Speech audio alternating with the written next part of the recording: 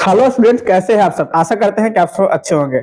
आइए आज एक हम लोग महत्वपूर्ण चैप्टर को पढ़ते हैं जो प्रकाश के प्रवर्तन के नाम से जाना जाता है, जिसमें हम लोग आज प्रकाश के बारे में जानेंगे कि प्रकाश क्या है।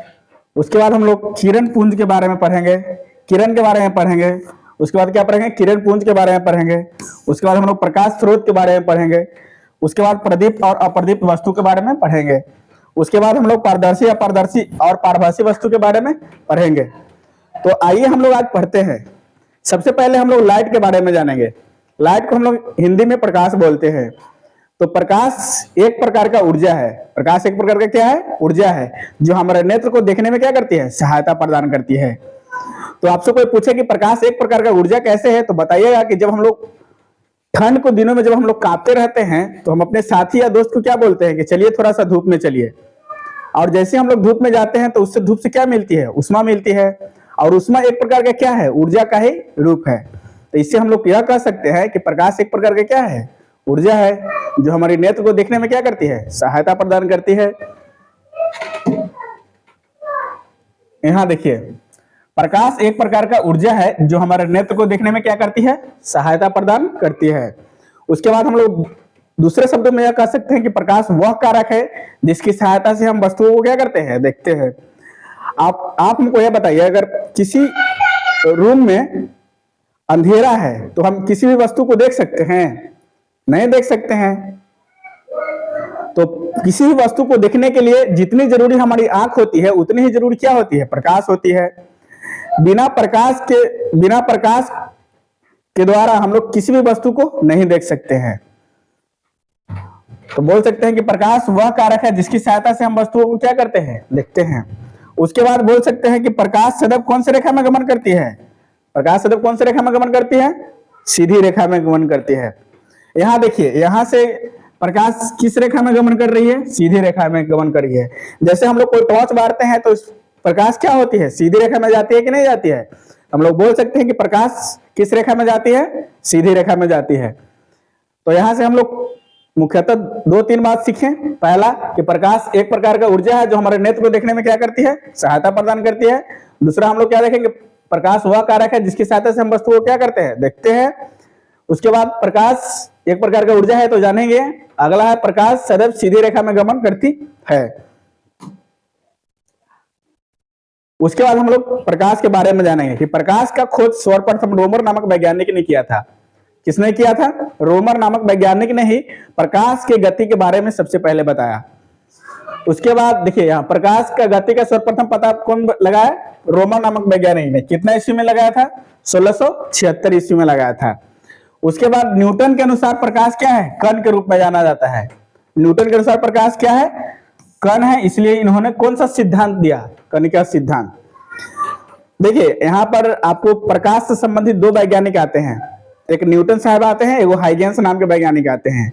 न्यूटन ने बताया कि प्रकाश कणों से मिलकर बना है। किससे मिलकर बना है, कण से। न्यूटन ने क्या बताया कि प्रकाश किससे मिलकर बना है, कणों से मिलकर बना है। उस कण को उन्होंने फोटोन कहा कि प्रकाश छोटे छोटे फोटोनों से मिलकर बना है। लेकिन जब हाइगेंस नाम के वैज्ञानिक आते हैं, वो बताते हैं कि प्रकाश तरंग के रूप में गमन करता है, यानी पर उन्होंने तरंग से संबंधित तरंग सिद्धांत दिया। यहाँ देखिए, न्यूटन के अनुसार प्रकाश क्या है, कण है, इसलिए इन्होंने कौन सा सिद्धांत दिया, कण का सिद्धांत दिया। बोल सकते प्रकाश कण के रूप में क्या है, फोटोन है। प्रकाश कण है लेकिन कण के रूप में क्या है, फोटोन है। उसके बाद हाइगेंस आते हैं, हाइगेंस के अनुसार प्रकाश क्या है, तरंग है। जब हाइगेंस नाम के वैज्ञानिक आते हैं तो उन्होंने क्या बताया कि प्रकाश क्या है, तरंग है, तरंग के रूप में जाना जाता है। उसके बाद अभी के आधुनिक विचारधारा के अनुसार प्रकाश क्या है, कण भी है और क्या है, तरंग दोनों है। तो आपसे पूछा जाएगा कि आधुनिक विचारधारा के अनुसार प्रकाश क्या है, तो कण है भी है और तरंग भी है। लेकिन न्यूटन के अनुसार प्रकाश क्या है, तो कण है। हाइगेंस के अनुसार प्रकाश क्या है, तरंग है। उसके बाद पढ़ेंगे कि सूर्य के प्रकाश को पृथ्वी तक आने में कितना मिनट का समय लगता है, 8 मिनट 20 सेकंड का क्या लगता है, समय लगता है। यहाँ देखिए, इस सूर्य है, सूर्य के प्रकाश को पृथ्वी तक आने में कितने मिनट का समय लगती है, तो 8 मिनट 20 सेकंड का क्या लगती है, समय लगती है। उसके बाद हम लोग पढ़ेंगे प्रकाश तरंग के रूप में कौन सा तरंग है, विद्युत चुंबकीय तरंग है। देखिए प्रकाश तरंग तो है, लेकिन कैसा तरंग है? तब विद्युत चुंबकीय तरंग है। कौन सा तरंग है? विद्युत चुंबकीय तरंग है। उसके बाद हम लोग किरण के बारे में पढ़ेंगे कि किरण क्या है। तो बोलेंगे कि प्रकाश के चलने को ही क्या कहा जाते हैं? किरण कहते हैं। किरण क्या है? तो एक सरल रेखा पर चलने वाले प्रकाश को क्या कहते हैं? किरण। यहां से देखिए, एक सरल रेखा पर क्या चल रही है? प्रकाश चल रही है, तो इसको हम लोग क्या कहेंगे? किरण चल रही कहेंगे। और किरण हमेशा अकेले होती है। यहाँ देखिए तो आपको एक ही रे दिखाई देगा। किरण हमेशा क्या होती है? अकेले होती है। तो किरण क्या है? तो एक सरल रेखा पर चलने वाले प्रकाश को क्या कहते हैं? किरण कहते हैं। उसके बाद हम लोग किरण पुंज के बारे में पढ़ेंगे। क्या पढ़ेंगे? किरण पुंज के बारे में। तो बोलेंगे कि प्रकाश की किरणें के समूह को क्या कहते हैं? किरण पुंज कहते हैं। प्रकाश की किरणें के समूह को क्या बोलते हैं? किरण पुंज कहते हैं। जैसे कि हम देखिए तो यहाँ किरण के प्रकाश के समूह है कि नहीं, तो इसको हम लोग क्या बोलेंगे? किरण पुंज बोलेंगे। यहाँ देखिए, यहाँ भी प्रकाश के क्या है? समूह है, तो इसको क्या बोलेंगे? किरण पुंज बोलेंगे। इसको देखिए, यहाँ इसको भी क्या बोलेंगे? किरण पुंज बोलेंगे। उसके बाद हम लोग पढ़ेंगे कि किरण पुंज कितने प्रकार के होते हैं। तो किरण पुंज मुख्यतः कितने प्रकार के होते हैं? 3 प्रकार के होते हैं। किरण पुंज कितने प्रकार के होते हैं? 3 प्रकार के होते हैं, जिसमें हम लोग पहला पढ़ेंगे कि अपसारी किरण पुंज। इस प्रकार के किरण पुंज में प्रकाश किरण एक बिंदु से निकलकर क्या होती है? फैलती चली जाती है। दूसरा हम लोग कौन सा किरण पुंज पढ़ेंगे? समांतर किरण पुंज, जिसमें प्रकाश किरणें एक दूसरे के क्या होती है? समानांतर होती है। और तीसरा हम लोग क्या पढ़ेंगे? अभिसारी किरण पुंज, जिसमें प्रकाश किरणें एक बिंदु पर आकर क्या होती है? मिलती है। उसको हम लोग क्या बोलेंगे? अभिसारी किरण पुंज। तो आपसे कोई पूछे कि किरण पुंज कितने प्रकार के होते हैं, तो बोलेंगे किरण पुंज मुख्यतः 3 प्रकार के होते हैं। पहला कौन सा किरण पुंज? अपसारी किरण पुंज। दूसरा कौन सा किरण पुंज? समांतर किरण पुंज। और तीसरा कौन सा किरण पुंज? अभिसारी किरण पुंज। आइए इसको डिफिनेशन को हम लोग समझते हैं। पहला है अपसारी किरण पुंज क्या है। तो बोलेंगे कि इस प्रकार के किरण पुंज में प्रकाश की किरणें एक बिंदु स्रोत से निकलती है और क्या होती है? फैलती चली जाती है। इस प्रकार के किरण पुंज में प्रकाश की किरणें एक बिंदु स्रोत से निकलकर क्या होती है? फैलती चली जाती है। इस प्रकार के किरण पुंज को कौन सा किरण पुंज बोलते हैं? अपसारी किरण पुंज कहते हैं। जैसे यहां से देखेंगे, एक बिंदु से निकलकर प्रकाश क्या हो रहा है? ये प्रकाश फैलते चले जा रहा है, तो इसको कौन सा किरण पुंज बोलेंगे? अपसारी किरण पुंज कहेंगे। कौन सा किरण पुंज कहेंगे? अपसारी किरण पुंज। इस प्रकार के किरण पुंज में प्रकाश की एक बिंदु स्रोत से निकलकर क्या होती है? फैलती चली जाती है। जैसे में देखिए कोई बॉल है, तो बॉल से बहुत सारे रे निकलती है और पूरा रूम को इंजोरा करती है। तो ये किस प्रकार किरण पुंज है? तो ये अपसारी किरण पुंज है। दूसरा कौन सा किरण पुंज है? समांतर किरण पुंज। नाम ही है समांतर, तो इस समांतर चलता है। इस प्रकार के किरण पुंज में प्रकाश की एक दूसरे की क्या होती है? समानांतर चलती है, तो इसे हम समांतर किरण पुंज कहते हैं। जैसे हम यहाँ देखिए, इस प्रकार के किरण पुंज में प्रकाश की एक दूसरे की क्या होती है? समानांतर होती है, तो इसे हम लोग क्या कहेंगे? समांतर किरण पुंज कहेंगे। जैसे यहाँ देखिए, ये क्या चल रही है? ये सभी किरणें एक दूसरे के क्या है? समानांतर है, इसे हम लोग कौन सा किरण पुंज कहेंगे? समांतर किरण पुंज कहेंगे। यहाँ आप लोग देख सकते हैं। अगला है अभिसारी किरण पुंज। अगला क्या है? अभिसारी किरण पुंज। तो इस प्रकार किरण पुंज में प्रकाश किरण एक बिंदु पर आकर मिलती है, मिलती हुई क्या होती है? प्रतीत होती है। तो यहाँ से देखिए, इस प्रकार किरण पुंज में प्रकाश किरण सभी एक बिंदु का पर आकर क्या हो रही है? मिल रही है या मिलती हुई प्रतीत होती है, तो उसे हम लोग क्या कहेंगे? अभिसारी किरण पुंज। यहाँ से आप लोग क्लियर किए होंगे। पहला है अपसारी किरण पुंज। इस प्रकार के किरण पुंज में प्रकाश किरण एक बिंदु स्रोत से निकलकर क्या होती है? फैलती चली जाती है, उसे हम लोग क्या कहेंगे? अपसारी किरण पुंज। दूसरा कौन सा किरण पुंज है? समांतर किरण पुंज। इसमें प्रकाश किरण एक दूसरे के क्या होती है? समानांतर होती है, उसे हम लोग समांतर किरण पुंज कहते हैं। तीसरा क्या है? अभिसारी किरण पुंज। इस प्रकार के किरण पुंज में प्रकाश किरण एक बिंदु पर आकर क्या होती है? मिलती है, मिलती हुई क्या होती है? प्रतीत होती है, उसे हम लोग कौन से किरण पुंज कहते हैं? अभिसारी किरण पुंज। नेक्स्ट हम लोग पढ़ेंगे, अगला हम लोग पढ़ेंगे प्रकाश स्रोत। इसको हम लोग लाइट सोर्स बोलते हैं। प्रकाश स्रोत वे वस्तु जिनसे प्रकाश निकलती है, उसे हम लोग क्या कहेंगे? प्रकाश स्रोत। आपसे कोई पूछा जाए कि प्रकाश स्रोत क्या है, तो बोला कि वे वस्तुएं जो प्रकाश उत्सर्जित करती है, उसे हम लोग क्या करते हैं? प्रकाश स्रोत करते हैं। देखिए यहाँ पर प्रकाश स्रोत, जिस वस्तु से प्रकाश निकलते हैं उसे क्या कहते हैं? प्रकाश स्रोत कहते हैं। जिस वस्तु से प्रकाश निकलते हैं उसे क्या कहते हैं? प्रकाश स्रोत। तो आप हमको ये बताइए कि बल्ब से प्रकाश निकलता है कि नहीं निकलता है, तो अब क्या है? प्रकाश स्रोत है। टॉर्च से प्रकाश निकलता है तो ये क्या है? प्रकाश स्रोत है। कैंडल से प्रकाश निकलता है तो ये प्रकाश स्रोत है। सूर्य से प्रकाश निकलता है तो ये क्या है? प्रकाश स्रोत है। आग से प्रकाश निकलता है तो ये क्या है? प्रकाश स्रोत है। यानी जिनसे प्रकाश निकलती है उसे हम लोग क्या कहते हैं? प्रकाश स्रोत कहते हैं। प्रकाश स्रोत मुख्यतः दो प्रकार के होते हैं। कितने प्रकार के होते हैं? दो प्रकार के होते हैं। पहला प्रकाश स्रोत प्राकृतिक होते हैं और कुछ मानव निर्मित होते हैं। तो आपसे पूछा गया प्रकाश स्रोत कितने प्रकार के होते हैं, तब बोलेंगे कि प्रकाश स्रोत मुख्यतः दो प्रकार के होते हैं। पहला प्राकृतिक प्रकाश स्रोत और दूसरा मानव निर्मित प्रकाश स्रोत। अब प्राकृतिक प्रकाश स्रोत कौन से हैं? जैसे भगवान ने बनाया हो, जिसे हम मानवों ने नहीं बनाया हो, उसे हम लोग कौन सा प्रकाश स्रोत कहेंगे? प्राकृतिक प्रकाश स्रोत। जैसे में समझिए, जैसे में सूर्य के हम लोग बनाए हैं? नहीं, ये प्रकृति के द्वारा बना है। जैसे में तारे आदि सब क्या है? प्रकाश के प्राकृतिक प्रकाश स्रोत है। दूसरा है मानव निर्मित प्रकाश स्रोत। जैसे में बिजली का जलता हुआ बल्ब मानव ने बनाया है, ट्यूबलाइट मानव ने बनाया है, मोमबत्ती मानव ने बनाया है, लालटेन मानव ने बनाया है, दिया मानव ने बनाया, ये सब क्या है? मानव निर्मित प्रकाश स्रोत है। तो आपसे कोई पूछे कि प्रकाश स्रोत क्या है, तो बोलेंगे कि जिनसे प्रकाश निकलता है वो क्या कहलाती है? प्रकाश स्रोत। जिस वस्तु से प्रकाश निकलती है उसे हम लोग क्या कहते हैं? प्रकाश स्रोत। जैसे में सूर्य, बल्ब, मरकरी, कैंडल, etc। उसके बाद बोलेंगे प्रकाश स्रोत कितने प्रकार के होते हैं, तो प्रकाश स्रोत दो प्रकार के होते हैं। एक प्राकृतिक प्रकाश स्रोत, जैसे में सूर्य, तारे, भगजोगनी, इसे भगवान ने बनाया है, इसे प्रकृति के द्वारा बना है, तो सब क्या है? प्राकृतिक प्रकाश स्रोत। दूसरा है मानव निर्मित प्रकाश स्रोत, टॉर्च, दिया, लालटेन, ये सब क्या है? ये सब क्या है? मानव निर्मित प्रकाश स्रोत है। उसके बाद हम लोग पढ़ेंगे प्रदीप्त और अप्रदीप्त वस्तु, कि प्रदीप्त वस्तु क्या है, उसके बाद अप्रदीप्त वस्तु क्या है। तो प्रदीप्त वस्तु वे वस्तुएं होती है जो स्वयं प्रकाश निकालती है। प्रदीप्त वस्तुएं वे वस्तुएं होती है जो स्वयं प्रकाश निकालती है, उसे हम लोग क्या कहेंगे? प्रदीप्त वस्तु। दूसरा है क्या?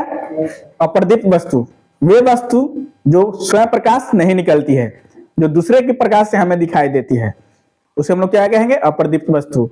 जैसे में ये पेन है, ये पेन खुद का प्रकाश निकालता है नहीं, ये हमें दूसरे के प्रकाश से दिखाई देती है, तो ये कौन सा प्रकाश स्रोत है? ये अप्रदीप्त प्रकाश स्रोत है। यहां देखिए, प्रदीप्त और अप्रदीप्त वस्तु। तो प्रदीप्त वस्तु क्या है? तो वैसा वस्तु जो स्वयं प्रकाश उत्सर्जित करती है उसे प्रदीप्त या दीप्तिमान वस्तु कहते हैं। जैसे में सूर्य खुद का प्रकाश निकालता है कि नहीं निकालता है, तो क्या है? प्रदीप्त है। दूसरा जलता हुआ बल्ब, ये क्या है? प्रदीप्त वस्तु है। जैसे में तारे, ये सब क्या है? प्रदीप्त वस्तु है। अगला है अप्रदीप्त वस्तुएं, वे वस्तुएं जो स्वयं प्रकाश उत्सर्जित नहीं करती है, उसे हम लोग क्या कहेंगे? अप्रदीप्त वस्तुएं। जैसे में कलम खुद का प्रकाश निकालता है नहीं, ये दूसरे के प्रकाश से दिखाई देती है। टेबल खुद का प्रकाश नहीं निकालती है, दूसरे के प्रकाश से दिखाई देती है। कुर्सी खुद का प्रकाश नहीं निकालती है, दूसरे के प्रकाश से दिखाई देती है। तो इसे हम लोग क्या कहेंगे? इसे हम लोग अप्रदीप्त वस्तु कहेंगे। अगला हम लोग पारदर्शी, अपारदर्शी और पारभासी वस्तु के बारे में पढ़ेंगे।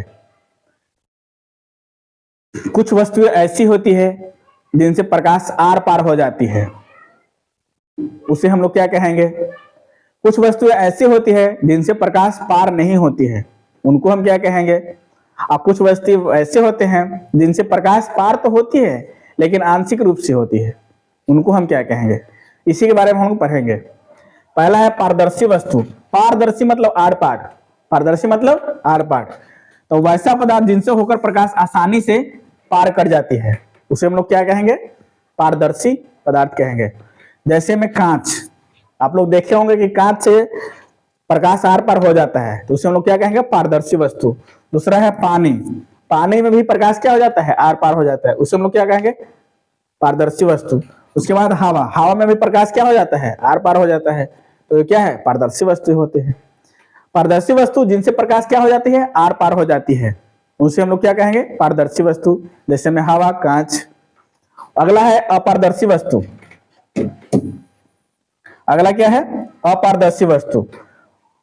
वैसा वस्तु चाहे वैसा पदार्थ जिनसे होकर प्रकाश पार नहीं करता है, उसे हम लोग क्या कहेंगे? अपारदर्शी पदार्थ कहेंगे।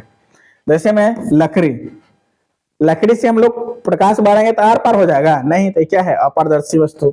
जैसे में लोहा, लोहा से प्रकाश इस पार्ट बाढ़िएगा तो उस पार्ट हो जाएगा नहीं, तो ये क्या है अपारदर्शी वस्तु। तो जिनसे प्रकाश आर पार नहीं होती है उसे हम लोग क्या कहेंगे अपारदर्शी वस्तु या अपारदर्शी पदार्थ कहेंगे।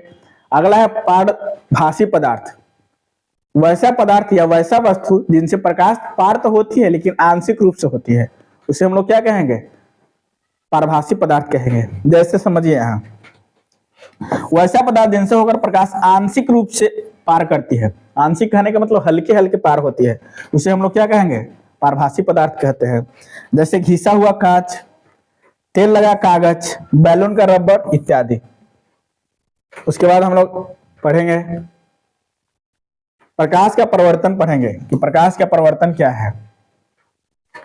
तो बोलेंगे कि जब प्रकाश की किरण, जब प्रकाश की, यहां से देखिए जब प्रकाश निकल रहा था यहां से, तो जब प्रकाश की किरण किसी सतह से टकराकर पहले माध्यम में लौट जाती है, इस घटना को क्या कहते हैं प्रकाश का परिवर्तन कहते हैं। जैसे हम लोग बचपन में आईना में करते हैं कि आईना में इधर से टॉर्च मारते हैं तो इसका रिफ्लेक्शन स्टार्ट होता है कि नहीं होता है, तो वही प्रकाश का परिवर्तन है। उसमें क्या होता है कि जब प्रकाश आईना पर पड़ती है तो आईना उसी प्रकाश को क्या कर देती है परिवर्तित कर देती है। ये घटना क्या कहलाती है प्रकाश का परिवर्तन।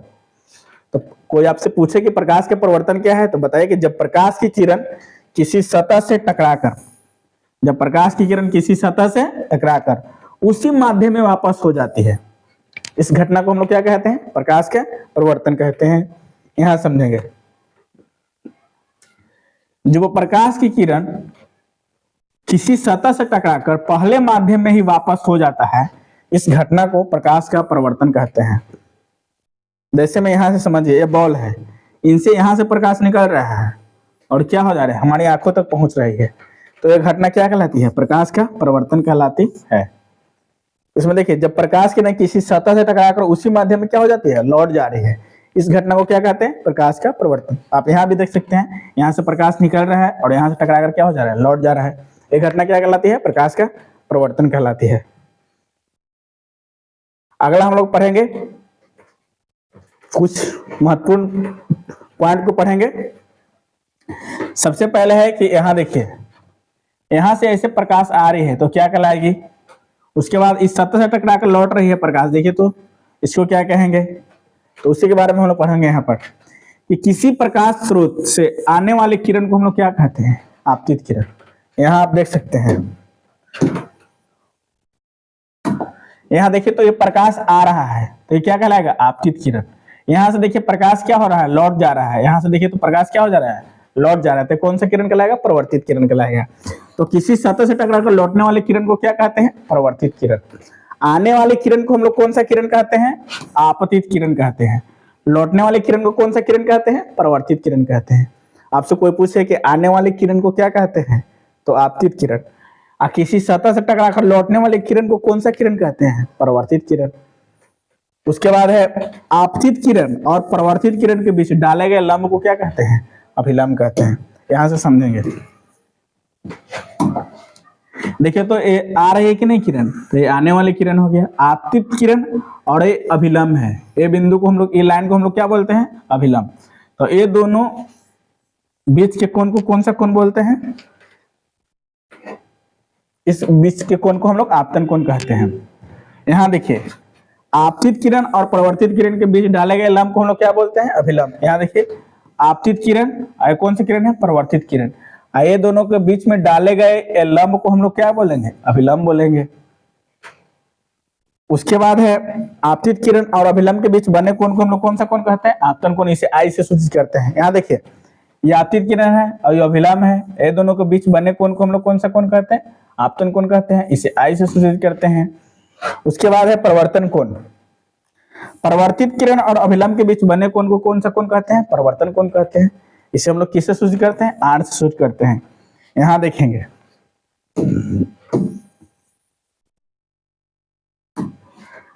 ये देखिए तो ये परिवर्तित किरण है कि नहीं है और ये क्या है अभिलंब है, तो ये दोनों के बीच बने कोण को कौन सा कोण कहते हैं परिवर्तन कोण कहते हैं, इसे हम लोग किससे सूचित करते हैं आर से सूचित करते हैं। उसके बाद आपतित किरण जिस बिंदु पर टकराते हैं उसे हम लोग क्या कहते हैं? आपतन बिंदु कहते हैं। उसे हम लोग क्या कहते हैं? आपतन बिंदु कहते हैं। जैसे यहाँ समझेंगे, ये आपतित किरण इस बिंदु पर अगर क्या हो रही है, टकरा रहे थे, इस बिंदु को हम लोग कौन सा बिंदु बोलते हैं? आपतन बिंदु बोलते हैं। कौन सा बिंदु बोलते हैं? आपतन बिंदु बोलते हैं। तो यहाँ से हम लोग क्या क्या सीखें? पहला तो हम सीखें कि आने वाली किरण को क्या कहते हैं? आपतित किरण। किसी बिंदु से प्रकाश आ रही है तो उसको हम लोग क्या कहेंगे? आपतित किरण। और यहां से प्रकाश टकराकर उधर लौट रही है तो उसको हम लोग क्या कहेंगे? परावर्तित किरण। तो आने वाली किरण को हम लोग क्या कहते हैं? आपतित किरण।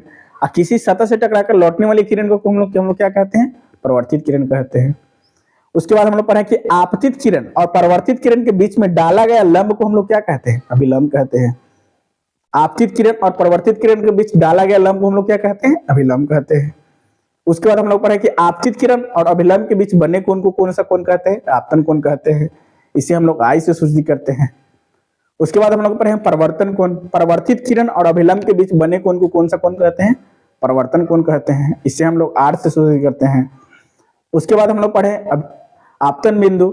आपतित किरण जिस बिंदु पर टकराती है उसे हम लोग क्या कहते हैं? आपतन बिंदु कहते हैं। तो ये टॉपिक आपको क्लियर हो गया होगा। उसके बाद हम लोग पढ़ेंगे प्रकाश के परिवर्तन के नियम। ये आपको महत्वपूर्ण क्वेश्चन है, इसको अच्छे से देखेंगे। प्रकाश के परिवर्तन के नियम, तो आपसे बोला जाएगा प्रकाश के परिवर्तन के कितने नियम होते हैं? तो बोलेंगे कि प्रकाश के परिवर्तन के मुख्यतः 2 नियम होते हैं। प्रकाश के परिवर्तन के कितने नियम होते हैं? तो प्रकाश के परिवर्तन के 2 नियम होते हैं। पहला नियम और दूसरा नियम के बारे में हम लोग पढ़ रहे हैं अभी। यहाँ देखिए, प्रकाश के परिवर्तन के नियम को लिखिए। तो बोलेंगे प्रकाश के परिवर्तन के 2 नियम होते हैं। कितने नियम होते हैं? 2 नियम होते हैं।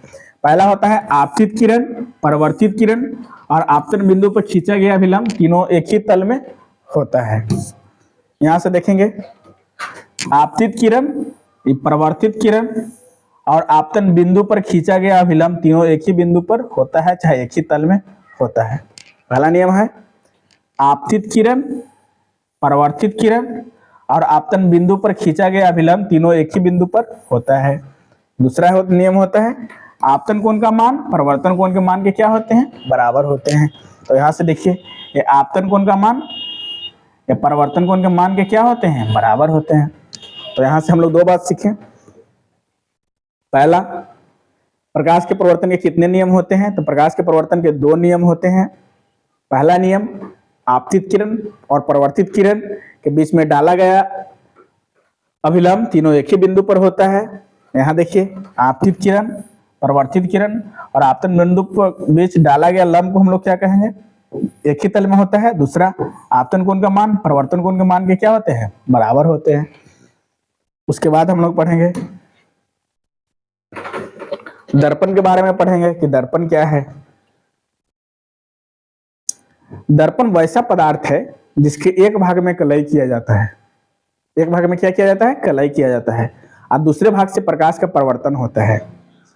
आप लोग देखे होंगे दर्पण, जो दर्पण कहने का मतलब आईना होता है। तो आईना में आप देखे होंगे कि पीछे के साइड में क्या किया जाता है? कलई किया जाता है। आईना में पीछे के साइड में क्या किया जाता है? कलई, मतलब उसको रंगा जाता है। आप दूसरे भाग से प्रकाश का क्या होता है? परिवर्तन होता है। तो आपसे कोई पूछे कि दर्पण क्या है, तो दर्पण वैसा पदार्थ है जिसके एक भाग में कलई किया जाता है तथा दूसरे भाग से प्रकाश का क्या होता है? परिवर्तन होता है। उसे हम लोग क्या कहेंगे? दर्पण कहेंगे। दर्पण मुख्यतः 2 प्रकार के होते हैं। दर्पण मुख्यतः कितने प्रकार के होते हैं? 2 प्रकार के होते हैं। पहला होता है समतल दर्पण और दूसरा होता है गोलीय दर्पण। दर्पण मुख्यतः कितने प्रकार के होते हैं? 2 प्रकार के होते हैं। पहला कौन सा दर्पण? समतल दर्पण और दूसरा कौन सा दर्पण? गोलीय दर्पण होता है। तो यहाँ हम लोग देखेंगे दर्पण क्या है, तो वैसा पदार्थ जिसके एक भाग में क्या किया जाता है? कलई किया जाता है तथा दूसरे भाग से प्रकाश का क्या होता है? पुनः परिवर्तन होता है। उसे हम लोग क्या कहेंगे? दर्पण कहते हैं। आपसे कोई पूछे कि दर्पण क्या है, तो दर्पण वैसा पदार्थ है जिसके एक भाग में क्या किया जाता है? कलई किया जाता है, चाहे एक भाग में रंगा जाता है और दूसरे भाग से प्रकाश का क्या होता है? परिवर्तन होता है। उसे हम लोग दर्पण कहेंगे। दर्पण कितने प्रकार के होते हैं? दर्पण मुख्यतः 2 प्रकार के होते हैं। पहला समतल दर्पण, यहाँ देखिए दर्पण मुख्यतः 2 प्रकार के होते हैं। पहला होता है समतल दर्पण और दूसरा कौन सा दर्पण होता है? गोलीय दर्पण।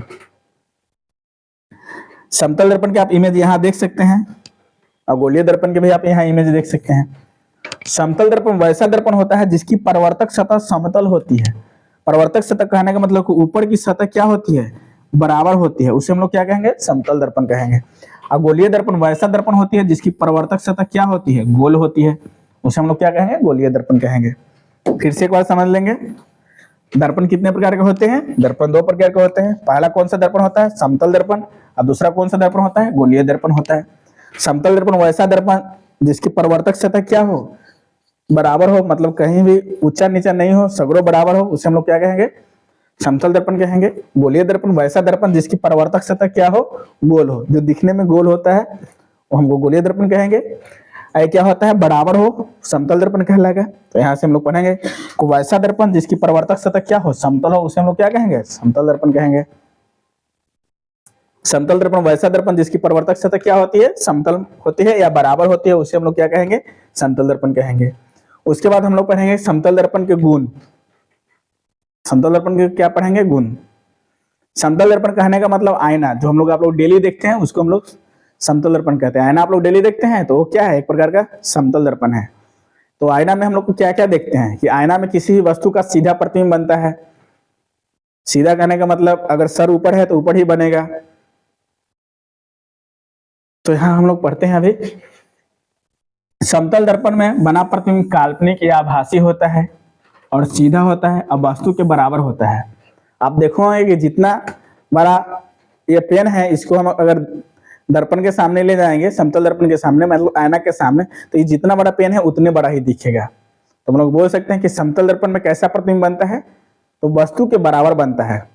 अगर समतल दर्पण के समतल आईना का मतलब आईना के सामने ए ऊपर है तो ये ऊपर ही रहेगा, तो लोग बोल सकते हैं कि क्या, इसमें सीधा प्रतिबिंब बनता है।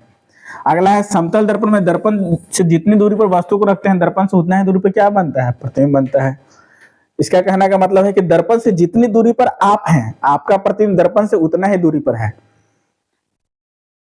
इसमें कोई दिक्कत, समतल दर्पण में दर्पण से जितनी दूरी पर वस्तु को रखते हैं, दर्पण से उतना ही दूरी पर क्या बनता है, प्रतिबिंब बनता है। जैसे मैं यहाँ पर समझिए, ये मान लीजिए मेरा एक प्रकार का समतल दर्पण है, दर्पण से 5 मीटर पर कोई वस्तु है, समतल से 5 मीटर की दूरी पर क्या है, वस्तु है, तो उसका प्रतिबिंब ही दर्पण से कितना बनेगा, 5 मीटर के ही दूरी पर बनेगा। तो हम लोग बोल सकते हैं कि दर्पण से जितनी दूरी पर वस्तु होती है, दर्पण से उतना ही दूरी पर उसका क्या होता है, प्रतिबिंब बनता है।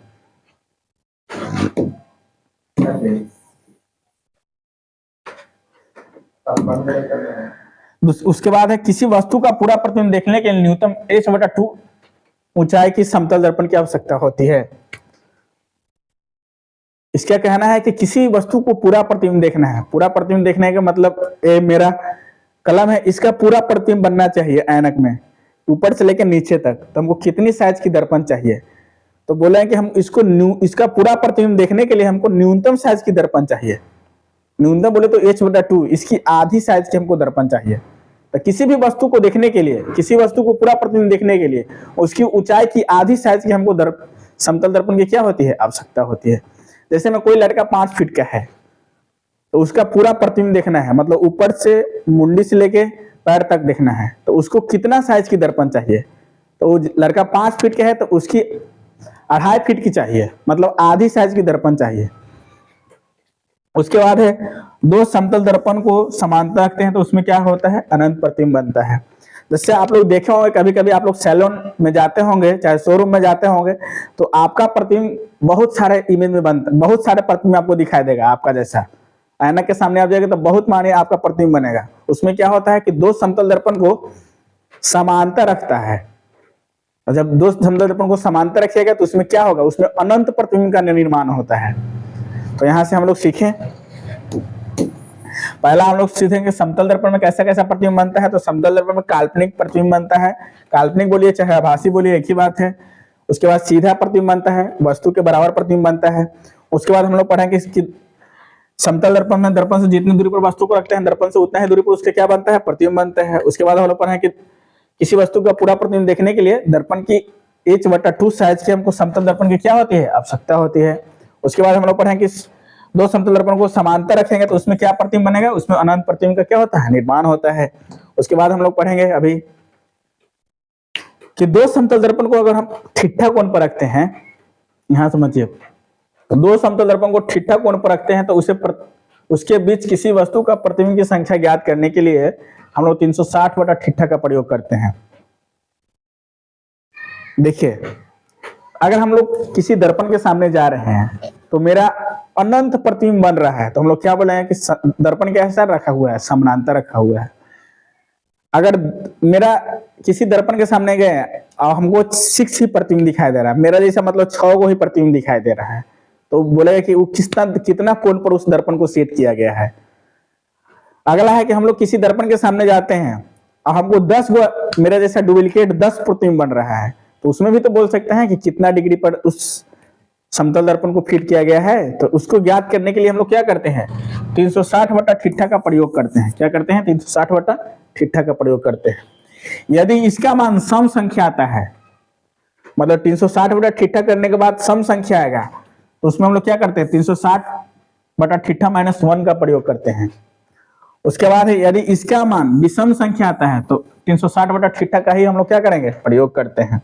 जैसे में समझिए, अगर दो मेरा समतल दर्पण है, मतलब दो आयनक है, उसको हम 60 डिग्री पर रखे हैं।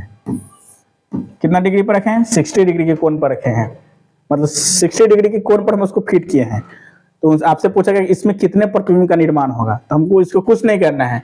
हम जानते हैं कि क्या करना है, 360 बटा ठीठा का क्या करना है, प्रयोग करना है। 360 बटा ठीठा का क्या करना है, प्रयोग करना है।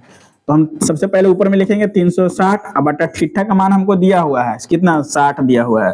तो इसको से काट देंगे, ये 6 बार में आएगा। तो इसमें क्या करेंगे, इस सम संख्या आया है तो सम संख्या नहीं लेते हैं, इसमें हम एक घटा देते हैं। यहाँ पर आपको बताया गया 360 बटा ठीठा -1 का प्रयोग करते हैं। तो इसमें 6 आ गया तो 6 में 1 घटा देंगे तो कितने प्रतिबिंब आपको दिखाई देगा, 5 प्रतिबिंब दिखाई देगा। अगला है, कोई दो समतल दर्पण को 90 डिग्री पर फिट किया गया है, तो इसमें क्या करेंगे, 360 बटा क्या करेंगे, 90 का प्रयोग करेंगे। तो इससे इसे काट देंगे, कितना, 9 चौक 4। तो इसमें 4 एक प्रकार के सम संख्या है, तो इसमें एक का क्या करेंगे, घटा देंगे। तो इसमें क्या हो जाएगा, 3 हो जाएगा। तो इसमें कितने प्रतिबिंब का निर्माण होगा, 3 प्रतिबिंब का निर्माण होता है। अगर विषम संख्या आएगा तो वही उसका आंसर हो जाएगा। विषम संख्या में हम नहीं घटाते हैं, लेकिन सम संख्या आता है तो हम क्या कर देते हैं, घटा देते हैं। अगला देखिए,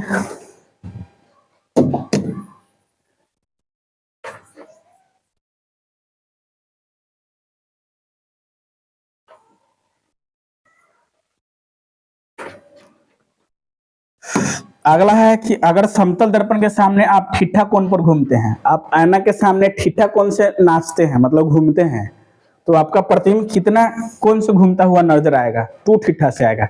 मतलब आप 10 के स्पीड से आप घूमते हैं समतल गोल गोल, तो आपका प्रतिबिंब कितना से दिखाई देगा, 20 से दिखाई देगा, जस्ट डबल होता है। तो बोल सकते हैं कि किसी समतल दर्पण के सामने आप ठीठा कोण पर घूमते हैं तो उसका प्रतिबिंब कितना कोण पर घूमता हुआ नजर आएगा, 2 ठीठा पर आएगा। अगला हम लोग पढ़ेंगे अब गोलीय दर्पण क्या है। हम लोग समतल दर्पण के बारे में पढ़ चुके हैं, अब क्या पढ़ेंगे, गोलीय दर्पण। तो गोलीय दर्पण वैसा दर्पण होता है जिसकी परावर्तक सतह क्या होती है, गोल। यहाँ देखिए, एक प्रकार का गोलीय दर्पण है, तो इसकी परावर्तक सतह क्या होती है, गोल होती है। इसको हम लोग गोलीय दर्पण कहते हैं। यहाँ समझिए, वैसा दर्पण जिसकी परावर्तक सतह क्या होती है, गोल होती है, उसे हम लोग क्या कहेंगे, गोलीय दर्पण कहेंगे। मतलब जो दिखने में गोल होता है, इसकी परावर्तक सतह गोल है, तो क्या होगा, गोलीय दर्पण होगा। गोलीय दर्पण मुख्यतः 2 प्रकार के होते हैं। यहाँ देखें, गोलीय दर्पण कितने प्रकार के होते हैं, 2 प्रकार के होते हैं। पहला कौन सा दर्पण होता है, अवतल दर्पण, और दूसरा कौन सा दर्पण होता है, उत्तल दर्पण। यहाँ देखिए, गोलीय दर्पण कितने प्रकार के होते हैं, 2 प्रकार के होते हैं। पहला कौन सा दर्पण होता है, अवतल दर्पण, और दूसरा कौन सा दर्पण होता है, उत्तल दर्पण। तो अवतल दर्पण क्या करते हैं कि गोलीय दर्पण की बाहरी सतह को कलाई कर देते हैं। यहाँ देखिए, ये मान लीजिए मेरा गोलीय दर्पण है, तो इसको बाहरी सतह को हम कलाई करेंगे, तो ये किस दर्पण के निर्माण करेगा, ये अवतल दर्पण के निर्माण करेगा। अगर इसकी अंदर सतह को हम लोग रंगते हैं तो ये किस दर्पण का निर्माण करेगा, उत्तल दर्पण का निर्माण करेगा। यहाँ से समझेंगे, जिसकी परावर्तक सतह, यहाँ देखिए, इसकी बाहरी सतह को कलाई किया गया है, तो ये किस प्रकार का दर्पण है, ये एक प्रकार का अवतल दर्पण है। इसकी अंदर की सतह को, यानी भीतरी की सतह को क्या की जाती है, कलाई की जाती है, तो किस दर्पण का निर्माण करता है, उत्तल दर्पण का निर्माण करता है। मतलब मेरा कहना है कि गोलीय दर्पण है, इसको बीच से भाग से डिवाइड कर दीजिए, तो यहाँ देखिए इसकी बाहरी सतह को कलाई किया गया है तो ये अवतल दर्पण, इसकी अंदर की सतह को कलाई किया गया है तो ये कौन सा दर्पण? उत्तल दर्पण। तो आपसे कोई पूछे, यहाँ देखिए कि अवतल दर्पण क्या है, तो वैसा गोलीय दर्पण जिसकी बाहरी सतह को क्या की जाती है? कलाई की जाती है, मतलब रंगा जाता है। तो यहाँ देखिए इसकी बाहरी सतह इधर है तो इसका बाहरी सतह को कलाई किया जाता है, तो इसमें कौन सा दर्पण होता है? अवतल दर्पण होता है। उसके बाद हम लोग पढ़ेंगे उत्तल दर्पण, वैसा गोलीय दर्पण जिसकी भीतरी सतह को क्या की जाती है? कलाई की जाती है। तो यहाँ देखिए इसकी भीतरी सतह को क्या की गई है? कलाई किया गया है, तो इसे हम लोग क्या कहेंगे? उत्तल दर्पण कहेंगे। इसमें किसी को कोई दिक्कत है? अवतल दर्पण जिसकी बाहरी सतह को रंगा जाता है या कलाई किया जाता है उसे हम लोग अवतल दर्पण कहते हैं, और जिसकी भीतरी सतह को कलाई की जाती है यानी रंगा जाता है उसे हम लोग कौन सा दर्पण कहेंगे? उत्तल दर्पण कहेंगे। उसके बाद हम लोग पढ़ेंगे गोलीय दर्पण में परिभाषा पढ़ेंगे। गोलीय दर्पण देखिए यहाँ देखिए जिसकी बाहरी सतह को कलाई किया गया है वो अवतल दर्पण, और जिसकी अंदर सतह को कलाई किया गया है उसको क्या कहेंगे? उत्तल दर्पण। तो हम लोग गोलीय दर्पण में परिभाषा पढ़ेंगे कि सबसे पहले वक्रता केंद्र क्या है। तो यहाँ देखिए ये गोलीय दर्पण है कि नहीं है? तो गोलीय दर्पण है, तो इसके बीच वाले बिंदु को हम लोग क्या कहेंगे? वक्रता केंद्र कहेंगे। यहाँ भी आप देख सकते हैं ये गोल है, तो गोलीय दर्पण के मध्य बिंदु को यहाँ देखिए तो बीच में नहीं है, तो इसके केंद्र को हम लोग क्या कहेंगे? वक्रता केंद्र कहेंगे। कोई दिक्कत?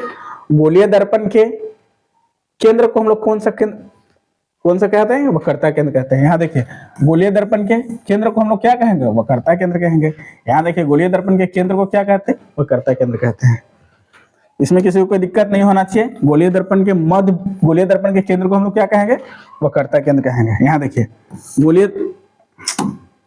गोलीय दर्पण जिस खोखले गोले का बना होता है उसके केंद्र को हम लोग क्या कहते हैं? वक्रता केंद्र कहते हैं। अब वक्रता केंद्र को किससे सूचित करते हैं? सी से सूचित करते हैं।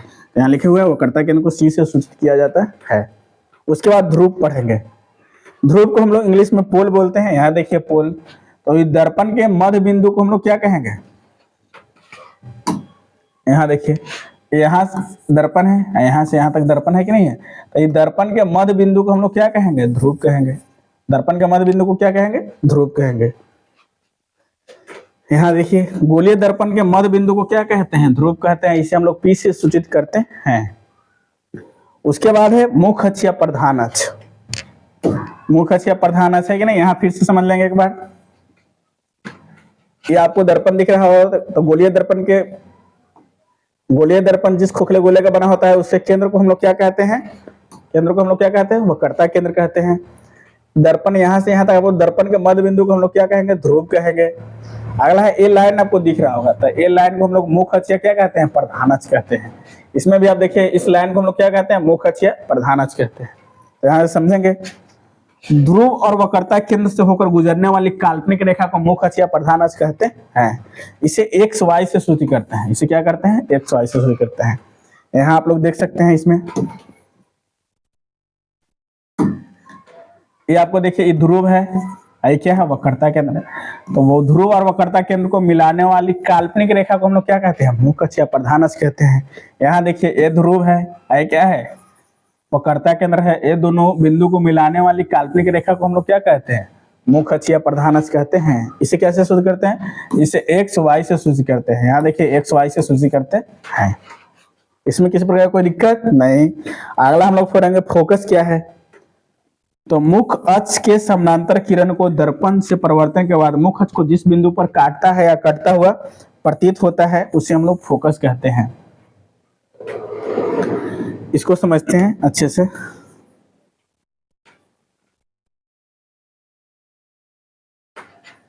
फोकस देखिए, फोकस कुछ नहीं है, मुख्य अक्ष के समानांतर एक किरण चलाते हैं। मुख्य अक्ष के समानांतर क्या चलाते हैं? किरण चलाते हैं। तो दर्पण से परावर्तन के बाद मुख्य अक्ष को जिस बिंदु पर काटता है या काटता हुआ प्रतीत होता है उसे हम लोग क्या कहेंगे? फोकस कहेंगे। जैसे मैं यहाँ समझ लेते हैं। ये देखिए ये एक प्रकार का मेरा दर्पण है। कौन सा दर्पण है? अवतल दर्पण है। इसमें यहाँ से देखिए तो इस लाइन को हम लोग मुख्य अक्ष या प्रधान अक्ष बोलते हैं कि नहीं बोलते हैं? बोलते हैं। इस बिंदु को क्या बोलते हैं? इस बिंदु को हम लोग पोल बोलते हैं। यहाँ देखिए ध्रुव, इससे आगे बोलेंगे तो हम लोग एफ मिलेगा, उससे आगे बढ़ेंगे तो क्या मिलता है? सी मिलता है। मतलब वक्रता केंद्र। ये देखिए तो इसे ही गोल होगा, तो इसके बीच बिंदु को हम लोग क्या कहते हैं? वक्रता केंद्र कहते हैं। तो ये मुख्य अक्ष या प्रधान अक्ष है कि नहीं? तो इस मुख्य अक्ष या प्रधान अक्ष के एक समानांतर किरण हम लोग चला रहे हैं। देखिए तो चला दिए समानांतर किरण, तो क्या होगा, ये जिस बिंदु से मिलती है या मिलते हुए प्रतीत होती है उसी को हम लोग क्या बोलते हैं? फोकस बोलते हैं। यहाँ नहीं समझ में आया तो यहाँ समझेंगे।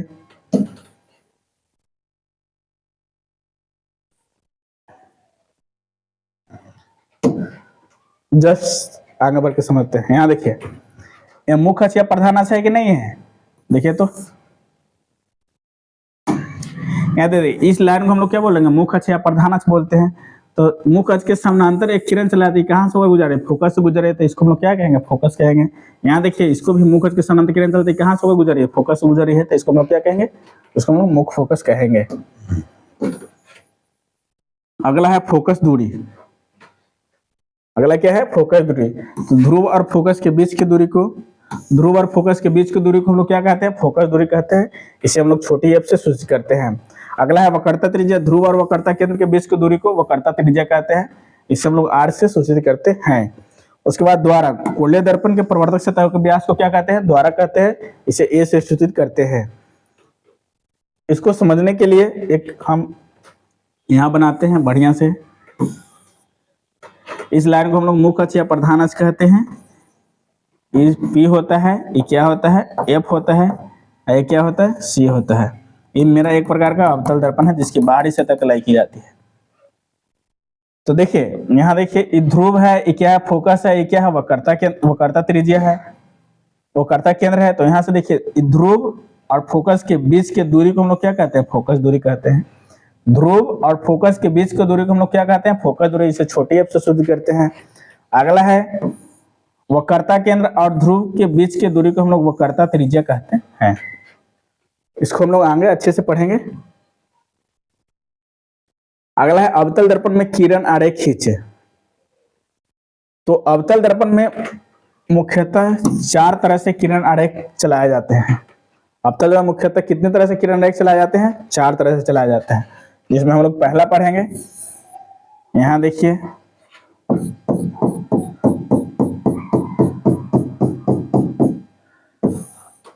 इस बिंदु को हम लोग ध्रुव बोलते हैं, इसको हम लोग क्या बोलते हैं? फोकस बोलते हैं, इसको क्या बोलते हैं? वक्रता केंद्र बोलते हैं। तो पहला नियम होता है कि जब अवतल दर्पण में जब किसी वस्तु को मुख्य अक्ष या प्रधान अक्ष के हम लोग समानांतर गुजारते हैं, तो ये कहाँ से होकर गुजरती है? फोकस से होकर गुजरती है। यहाँ देखिए, हम लोग गुजार दिए इसको। इसमें क्या होता है कि अवतल दर्पण में जब कोई मुख्य अक्ष के समानांतर किरण चलाता है, तो कहाँ से होकर गुजरती है? फोकस से गुजरती है। दूसरा हम लोग पढ़ेंगे,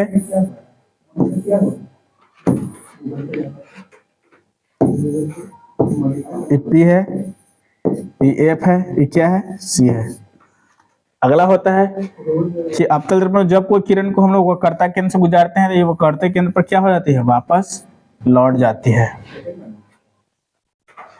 पहला है कि जब कोई किरण को मुख्य अक्ष के समानांतर गुजारते हैं, तो कहाँ से होकर गुजरती है? फोकस से गुजरती है। अगला है अवतल में जब कोई किरण को हम लोग वक्रता केंद्र से गुजारते हैं, तो वक्रता केंद्र पर ही वापस लौट जाती है। इसी में पढ़ेंगे 2 और, अभी इसको मिटाते हैं।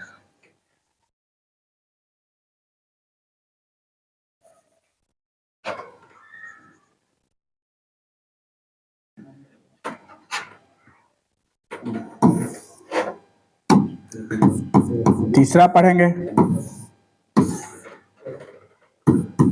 चौथा पढ़ेंगे। इसमें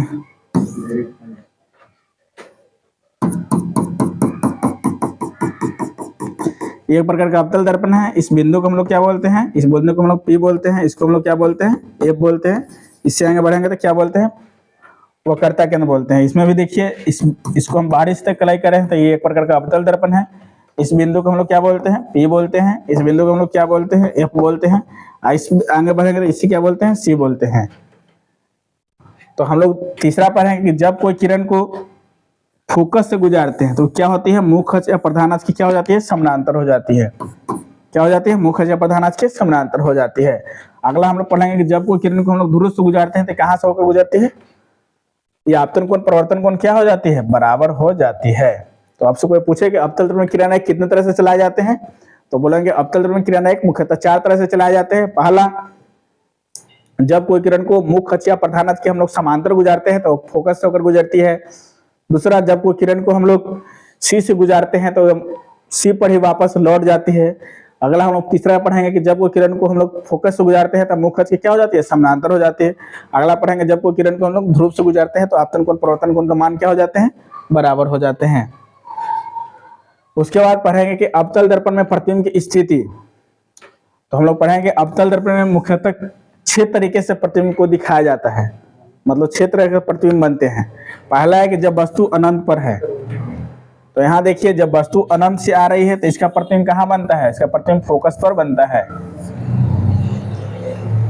जब कोई वस्तु को अनंत पर रखते हैं तो उसका प्रतिबिंब कहाँ बनती है, फोकस पर बनती है। जैसे हम देखिए ये अनंत से आ रही है तो पहला किरण देखिए तो कहाँ कट रहा है, फोकस पर कट रहा है। इसमें भी दोनों किरण को मिलाकर कहाँ कट रहा है, फोकस पर। तो इससे क्या हो जाएगा, फोकस पर प्रतिबिंब बनता है। जब वस्तु अनंत पर रहेगा तो उसका प्रतिबिंब कहाँ बनता है, फोकस पर बनता है। यहाँ देखिए जब वस्तु अनंत और वक्रता केंद्र के बीच हो, इधर अनंत है, आई क्या है, वक्रता केंद्र है, ये वक्रता केंद्र है, तो ये दोनों के बीच क्या है, एक वस्तु को रख दिए हैं। पहला किनारा एक सीधे जाएंगे तो कहाँ से होकर गुजरती है, फोकस होकर गुजरती है। देखिए तो फोकस होकर गुजर गया। अगला है जब कोई किरण को हम लोग सी से गुजारते हैं तो क्या होती है, ये सी पर वापस लौट जाती है। देखिए तो आपको इस यहाँ पर कटता हुआ नजर आ रहा था, यहाँ पर प्रतिबिंब का क्या हो जाएगा, निर्माण हो जाएगा। तो बोलेंगे जब कोई किरण को अनंत और वक्रता केंद्र के बीच रखते हैं तो उसका प्रतिबिंब क्या बनता है, वक्रता केंद्र और फोकस के बीच बनता है। उसके बाद हम लोग पढ़ेंगे 3 नंबर में कि जब वस्तु को सी पर रखते हैं तो उसका प्रतिबिंब कहाँ बनता है। तो जब वस्तु को वक्रता केंद्र पर रखते हैं तो यहाँ देखिए तो इतना बड़ा मेरा वस्तु रख दिए हैं इसको। पहला हम लोग किरण चलाएं, जब कोई किरण को हम लोग समानांतर गुजारते हैं कहाँ से होकर गुजरती है, फोकस होकर गुजरती है। दूसरा हम लोग जब कोई किरण को फोकस से गुजारते हैं तो मुख्य अक्ष प्रधान अक्ष क्या हो जाती है, समानांतर हो जाती है। तो जहां पर कटती है वहीं पर उसका क्या हो जाता है, प्रतिबिंब का निर्माण हो जाता है। तो जितना बड़ा वस्तु को रखें उतना बड़ा ही उसका क्या हो गया, प्रतिबिंब का निर्माण हो गया। तो बोलेंगे जब कोई वस्तु को वक्रता केंद्र पर रखते हैं तो उसका प्रतिबिंब कहाँ बनता है, वक्रता केंद्र पर ही बनता है। अगला है जब वस्तु को वक्रता केंद्र और फोकस के बीच रखते हैं। यहाँ देखिए इस बिंदु को हम लोग वक्रता केंद्र बोलते हैं, इसको क्या बोलते हैं, फोकस कहते हैं। इन दोनों के बीच एक वस्तु को ऐसे रखे हैं। तो पहला किरण सीधे जाएंगे तो कहाँ से हो जाएंगे, फोकस से। देखिए तो फोकस हो गए। अगला जब कोई किरण को हम लोग ध्रुव से गुजारते हैं तो उसका आपतन कोण प्रवर्तन कोण मान क्या हो जाते हैं, बराबर हो जाते हैं। तो यहाँ जितना इससे देखिए तो इतना छोटा वस्तु रखे थे उसका प्रतिबिंब कितना बड़ा, इतना बड़ा बना, और उल्टा बना। और कहाँ बना, वक्रता केंद्र और अनंत के बीच बनता है। उसके बाद अगला हम लोग पढ़ेंगे जब वस्तु को कहाँ रखेंगे, फोकस पर रखेंगे। तो यहाँ देखिए तो जब वस्तु को फोकस पर रखते हैं तो पहला सीधे जाए मुख्य अक्ष के समानांतर जाती है, कहाँ से गुजरती है, फोकस से गुजरती है। अगला है जब हम वक्रता केंद्र से कोई किरण को गुजारते हैं तो वक्रता केंद्र पर क्या हो जाती है, वापस लौट जाती है। तो कहाँ पर प्रतिबिंब बनेगा, अनंत पर जाकर बनेगा। तो बोलेंगे जब वस्तु फोकस पर है तो उसका प्रतिबिंब कहाँ बनता है, अनंत पर बनता है। अगला हम लोग पढ़ेंगे जब वस्तु को फोकस और ध्रुव के बीच हो, जब वस्तु कहाँ हो, फोकस और ध्रुव। ये देखिए ये फोकस है, ये क्या है, ध्रुव है। ये दोनों के बीच एक इतना छोटा वस्तु को हम रखे हैं। तो पहला किरण एक सीधे जब कोई किरण मुख्य अक्ष के समानांतर गुजरती है कहाँ से गुजरती है, फोकस से गुजरती है। लेकिन दर्पण के पीछे भी डॉट लाइन से क्या होती है, जाती है। दूसरा है जब कोई किरण को हम लोग सी से गुजारते हैं तो क्या होती है, सी पर क्या हो जाते हैं, लौट जाते हैं, लेकिन डॉट लाइन से पीछे भी जाती है।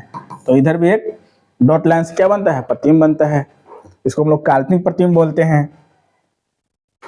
तो जब वस्तु को एफ और पी के बीच रखा जाता है तो उसका प्रतिबिंब दर्पण के पीछे बनता है। कहाँ बनता है, दर्पण के पीछे। और कैसा बनता है, काल्पनिक प्रतिबिंब बनता है। और वस्तु से क्या बनता है, बड़ा बनता है।